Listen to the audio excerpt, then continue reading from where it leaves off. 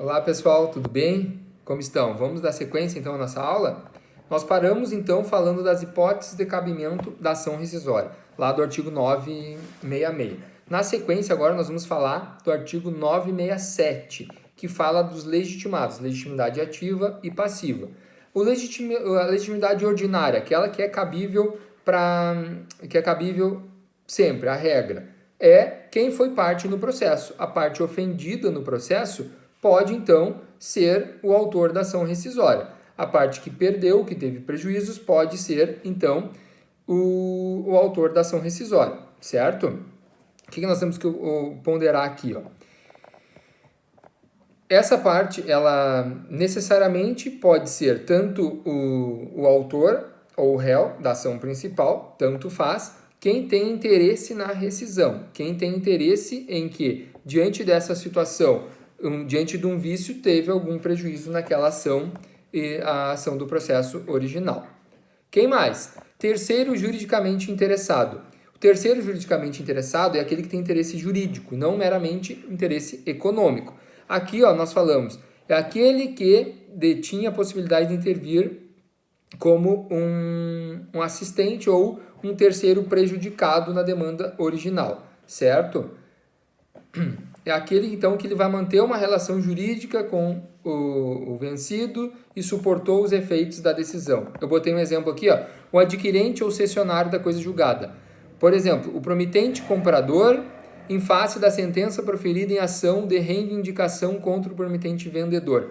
Então, o promitente comprador vai ser lesado, porque o bem que ele adquiriu do promitente vendedor, ele vai perder esse bem. Ele pode entrar com uma ação rescisória, porque ele é um terceiro juridicamente interessado.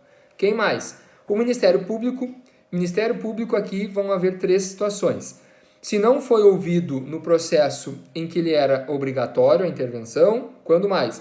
Quando a decisão rescindenda é efeito de simulação ou de colusão entre as partes, é aquela hipótese em que o autor e réu no processo original eles incongruem e fraudam a lei, o MP pode, ou ainda em face das decisões na qual ele atuou como autor da ação. A doutrina ainda fala aqui que ele poderia em qualquer hipótese na qual ele atua como fiscal da lei. Não é pacífico, mas há esse entendimento doutrinário também. Observando que nos dois primeiros casos, quando o MP ajuiza, quando ele não foi ouvido na ação e deveria, ou quando há fraude, o réu da ação rescisória vão ser o autor e o réu da ação principal. Então, o autor da ação rescisória é o MP e o réu é o autor e o réu do processo original, certo? Qual outra possibilidade de legitimidade ativa? Aquele que não foi ouvido no processo em que ele era obrigatório a intervenção. Aqui a gente está falando daquelas hipóteses de litisconsórcio necessário. Então, quando a parte deveria ter sido ouvida no processo e não foi, ela tem direito, então, aqui a ajuizar a ação rescisória. Não é a hipótese que ele seria um assistente, sim, ele seria uma parte no processo original e não foi chamado. Ou então, aqui, hipótese de litisconsórcio necessário, houve um vício, ele pode, então, ajuizar a ação rescisória, certo? E o sujeito passivo da ação rescisória? O CPC ele não traz especificamente quem será o sujeito passivo, mas é fácil de observar aqui. Quando for uma das partes, o autor ou o réu que ajuiza a ação rescisória, obviamente a parte contrária vai ser o réu da ação rescisória. Se foi o autor da ação principal, ele perdeu, ele quer ajuizar, ele vai ser o autor da rescisória e o réu da principal também vai ser réu na rescisória. Ou pode ser o contrário também. Ou ainda a possibilidade de haver litisconsórcio, então, quando é, por exemplo, um terceiro ou MP, chama as duas partes, autor e réu do processo original, para ser réu aqui no processo de ação rescisória, certo? Ou ainda eu posso definir quais delas. Por exemplo, como a rescisão pode ser parcial, eu não quero a rescisão total daquela decisão com coisa julgada. Eu quero a rescisão de parte da decisão. Eu botei um exemplo para vocês ali. Num acidente de trânsito, o réu é condenado a indenizar 5 pessoas, mas ele identifica vícios em relação a 2 delas. Ele vai ajuizar a ação rescisória apenas contra as 2. As outras 3 não vão participar do processo de ação rescisória, sem problema algum, porque ele quer rescindir somente parte da decisão. Certo? E eu ainda posso incluir terceira pessoa que não participou como parte no primeiro processo. Posso? Como? Por exemplo, eu vou rescindir o dispositivo da decisão que condena o pagamento de honorários sucumbenciais. eu vou chamar também como réu do processo de rescisão, da ação rescisória, o advogado da parte contrária que ganhou honorários sucumbenciais no processo original, certo? A competência, vamos dar sequência aqui. A competência para o ajuizamento da ação rescisória. Eu falei para vocês que essa ação, ela sempre será ajuizada em âmbito de tribunal ou tribunal superior, conforme o caso. Então, sempre vão ser nos tribunais, certo? Nunca eu vou ajuizar ação no primeiro grau. Ação rescisória em primeiro grau eu nunca vou ajuizar. Não esqueçam disso, certo? Pode haver ajuizamento em tribunais diferentes? Pode. Pensem o seguinte, digamos que a ação tenha transitado em julgado em relação à matéria infraconstitucional no STJ e a matéria constitucional no STF. Eu vou entrar com a ação rescisória, eu posso entrar em relação à parte infraconstitucional no STJ e a parte constitucional lá no STF, caso as decisões dos respectivos tribunais superiores tenham transitado em julgado, certo? O que mais que eu tenho que observar aqui? O tribunal vai julgar, ele pode rescindir, então, e também proferir a nova decisão. O que nós temos que ter em observância aqui? O tribunal vai proferir nova decisão desde que ele tenha competência para isso, para rejulgar a ação. Então, ele vai julgar a ação rescisória em face das decisões proferidas pelo próprio tribunal e pelos juízes de primeiro grau adstritos à sua competência. Então, o seguinte, juiz estadual, o Tribunal de Justiça que vai julgar. Decisões proferidas pelo próprio Tribunal de Justiça, o próprio tribunal vai julgar. Juiz federal, TRF. Decisões proferidas, acórdãos lá do TRF, o próprio TRF. E assim, seguindo a mesma regra. Dependendo da competência, o tribunal imediatamente superior a ele. O juiz, então, juiz estadual, TJ. Juiz federal, o TRF. Juiz do trabalho, TRT. Certo? E ainda as decisões proferidas pelos próprios tribunais. Correto? Aí cada tribunal, isso aí vai incumbir ao regimento interno deles de definir como vai se dar o trâmite do processo da ação rescisória. Então, aqui nós trazemos padrões, mas cada regimento interno tem um trâmite próprio. Nós vamos ter algumas regras estabelecidas pelo CPC, mas a forma de disposição lá interna de sorteio vai ser feita pelo próprio tribunal. Correto? Então, eu disse para vocês que o tribunal rescinde e ele pode proferir um novo julgamento, mas desde que esteja dentro da sua competência. Pensem o seguinte, se eu quero rescindir uma ação por absoluta incompetência do juiz que proferiu, se foi, por exemplo, uma ação proferida por um juiz de vara criminal que julga decisão envolvendo matéria civil, eu vou ajuizar a ação rescisória, vai no tribunal. O tribunal ele vai rescindir a decisão e ele pode rejulgar a matéria, porque ele tem competência para julgar a matéria do âmbito criminal, desde que, obviamente, não seja crimes de competência da Justiça Federal.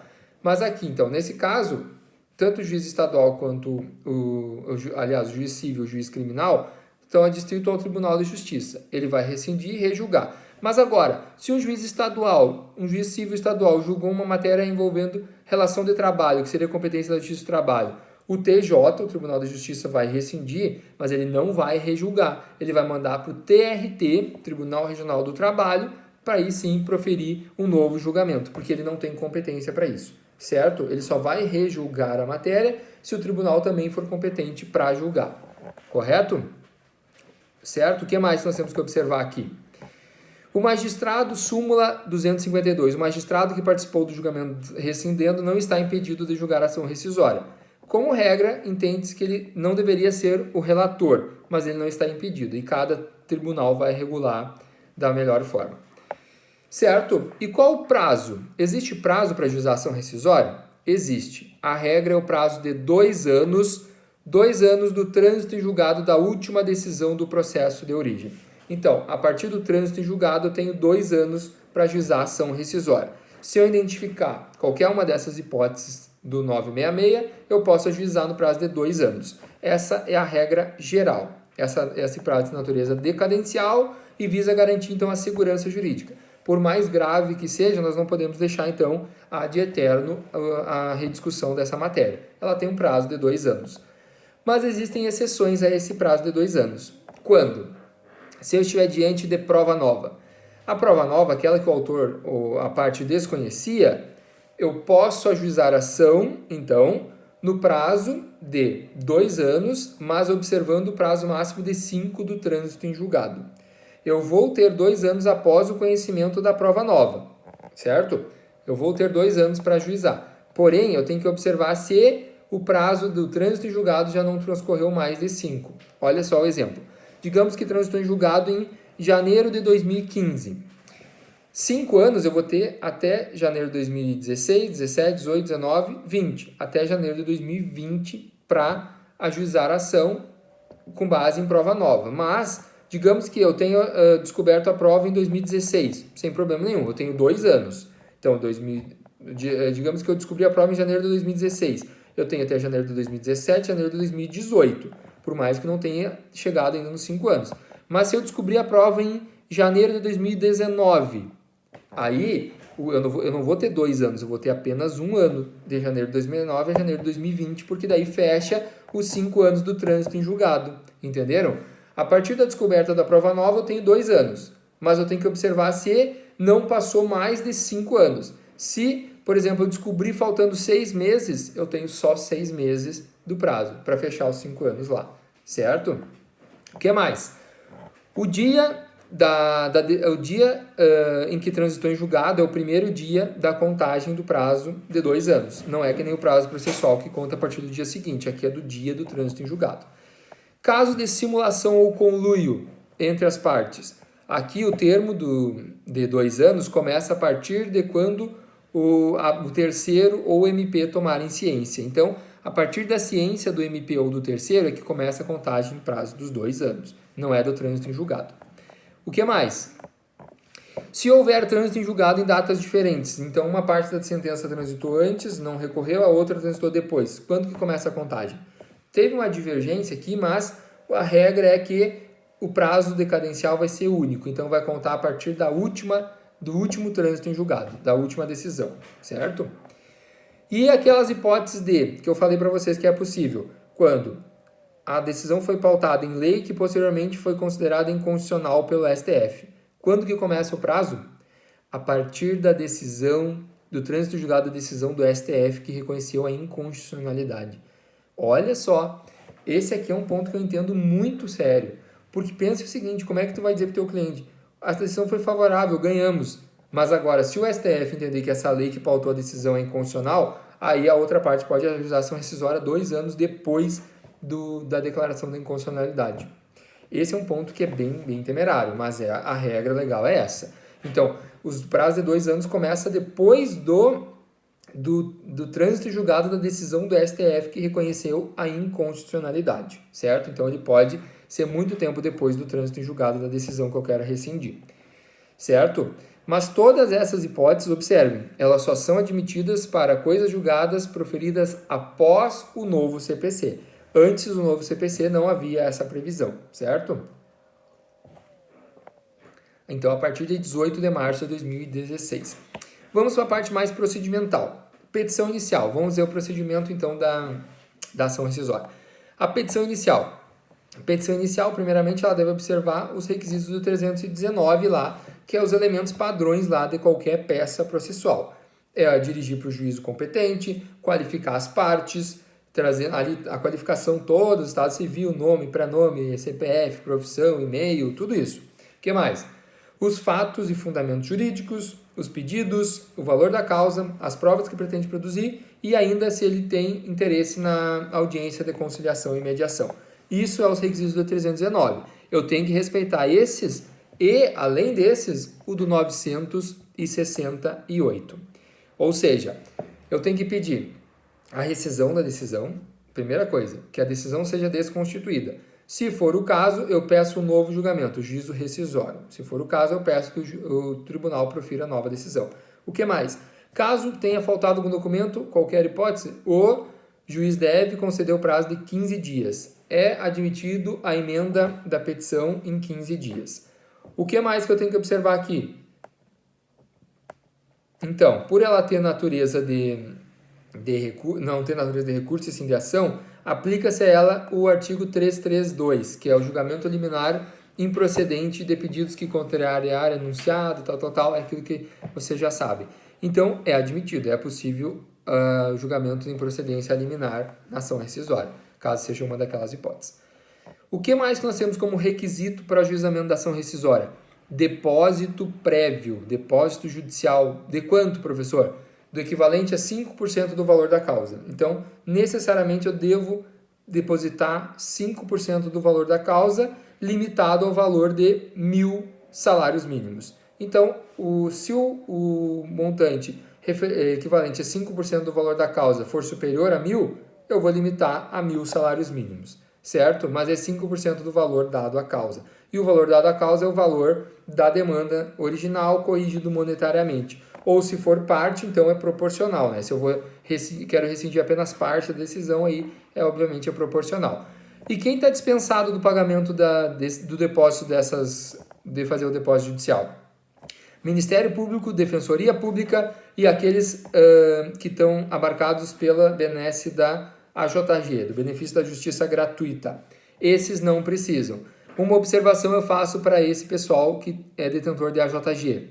Caso a ação rescisória tenha sido julgada improcedente unanimemente, mesmo o beneficiário da justiça gratuita deve pagar o depósito. Ainda que ele não tenha que fazer o depósito prévio, se no final a decisão julgada improcedente unânime no tribunal, ele deve então fazer o depósito mesmo sendo detentor da AJG. Quem mais não precisa depositar? A União, Estados, Distrito Federal e municípios e autarquias e fundações, desde que haja lei estabelecendo. Por exemplo, o INSS tem a Lei 8.620, o artigo 8º diz que ele não precisa fazer o depósito, certo? Na sequência, então, o que mais? A ausência do recolhimento de custas processuais para juizar e mais o depósito. Se faltou alguma delas, custas ou depósito, ou for insuficiente, a ação vai ser extinta sem resolução de mérito. Então, vai haver extinção caso não tenha sido pago 5% integral, então não há possibilidade de complementação aqui. Ou eu não paguei as custas, ou eu não depositei o valor integral, vão ser extintas sem a possibilidade de emenda, certo? O valor da causa, como eu disse, então deve ser o valor da causa do demanda original, monetariamente corrigido ou proporcional, caso seja parcial. Tutela antecipada. Aqui, pessoal, observe o seguinte. Tem uma ação judicial transitada julgada, então incorreu a coisa julgada nela, ela pode ser executada. O fato de eu ajuizar uma ação rescisória não impede que essa coisa julgada tome o seu curso de exigibilidade, ela continua sendo exigível.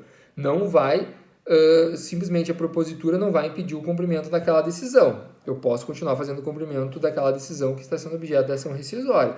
Cuidado! Para isso, eu preciso, então, pedir a tutela antecipada para gerar efeito suspensivo na execução daquela sentença da qual eu quero rescindir. Então, eu tenho que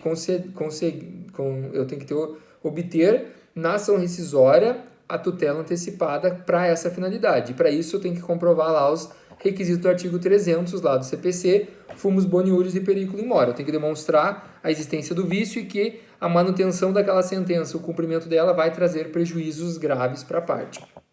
Certo?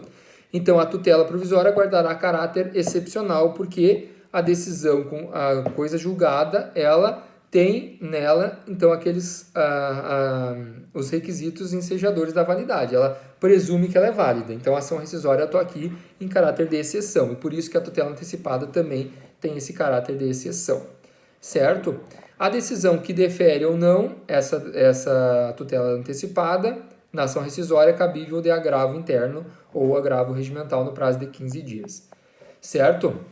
E o réu? O réu tem direito à defesa? Claro que sim. E aqui a defesa ela é ampla. Ele pode, inclusive, fazer uma reconvenção na ação rescisória. Eu quero, então, rescindir a outra parte, por exemplo. Eu pedi a rescisão de parte da decisão e o réu pode pedir a rescisão da outra parte, mas desde que esteja ainda dentro do prazo de 2 anos para ajuizamento da ação rescisória, certo? Então, e qual vai ser o prazo para o réu apresentar a defesa? O réu da ação rescisória tem prazo para defesa? Tem, mas aqui o prazo não é um prazo apenas. Aqui a lei estabelece que o juiz vai fixar de 15 a 30 dias para apresentação da defesa, certo? Então ele tem um prazo de 15 a 30 dias. O juiz vai dizer 15, 20, 22 até 30 dias, certo? Não será admitido contagem de prazo diferenciado em dobro para a Fazenda Pública, Defensoria, mas é admitido prazo em dobro para quando há litisconsórcio passivo em que haja advogados diferentes de escritórios diferentes. Daí o prazo pode ser em dobro também. Não se admite a decretação da revelia, nem tampouco seus efeitos, porque há a presunção de veracidade lá da decisão que está sendo objeto de rescisão em razão da coisa julgada, certo? Não há efeitos da revelia aqui. Instrução, julgamento e recurso. Eu posso instruir o processo? Eu já falei que sim, né? Diferente de mandado de segurança, aqui eu tenho ampla instrução probatória. Inclusive, como ela é competência de tribunal, caso haja necessidade de uma ampla produção probatória, o relator pode determinar que remeter os autos para o juiz de primeiro grau para que ele instaure-se, então, a instrução probatória, dando um prazo de 1 a 3 meses para produzir essas provas e depois remeter os autos de volta para o tribunal para o julgamento, certo? Então, havendo a necessidade, o tribunal pode remeter para o juiz de primeiro grau para que ele instrua o processo, certo? Dando um prazo de 1 a 3 meses. Concluída a instrução, vai dar um prazo sucessivo ao autor e réu de 10 dias para as ações finais, depois da vista por MP e, por fim, profere a decisão, certo? Procedente o pedido, o juiz vai rescindir a decisão anterior e vai dar um novo julgamento. Caso seja extinto sem resolução de mérito ou julgado improcedente unânime, o depósito judicial, aquele inicial de 5%, vai ser revertido em multa em favor do réu da ação rescisória, certo? Lembrando que aqui, se for julgado improcedente unânime, mesmo o detentor da JG vai ter que pagar fazer o depósito judicial para ser revertido em multa. A decisão interlocutória proferida pelo relator durante o processo cabe ao agravo interno, né, regimental, como eu falei, e da decisão final proferida pelo tribunal cabe, então, recurso especial, recurso extraordinário, conforme o caso. Certo, pessoal? Isso, então, eu trouxe os principais elementos aqui da ação rescisória. Agora eu fico aberto para vocês, eu vou disponibilizar todos os meus contatos e que vocês podem, então, caso tenham dúvidas, qualquer orientação, qualquer ajuda que eu possa dar, eu estou à disposição, tá bom? Bons estudos, então, e até mais. Tchau, tchau.